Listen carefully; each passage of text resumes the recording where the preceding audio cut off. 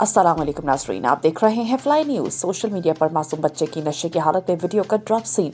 बच्चे ने medical store से वालिदा के लिए खरीदी हाई डिप्रेशन की गोलियां खाईं। मेडिकल स्टोर के मालिकान गिरफ्तार कर लिए गए। बुरेवाला में 2 दिन पहले सोशल मीडिया पर एक 9 साल मासूम बच्चे की नशे की हालत में वीडियो वायरल होने का डीपीओ बिहाड़ी मोहम्मद अफजल ने नोटिस लेते हुए डीएसपी बुरेवाला इमरान टीपू की ज़ेरे क़यादत टीम तश्कील देकर बच्चे का सुराग लगाने का हुक्म दिया था, जिस पर पुलिस थाना मॉडल टाउन ने एसएचओ राना मेहताब आलम की ज़ेरे क़यादत 24 घंटे में इस 9 साल बच्चे अहमद का सुराग लगा लिया।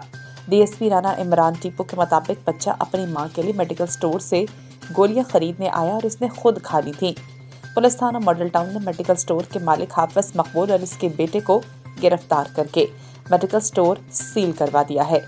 डीएसपी राना इमरान टीपू के मुताबिक बच्चे ने बताया कि उसका बाप घर में खर्चा नहीं देता और मां से अक्सर झगड़ा करता रहता था, जिसकी वजह से वो डिप्रेशन में मुब्तला होकर नींद की गोलियां खाने लग गई है।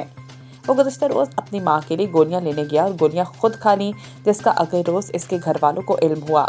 पुलिस ने इस फैमिली को घरेलू हालात की वजह से इनकी कफालत करने का भी आज़म किया है।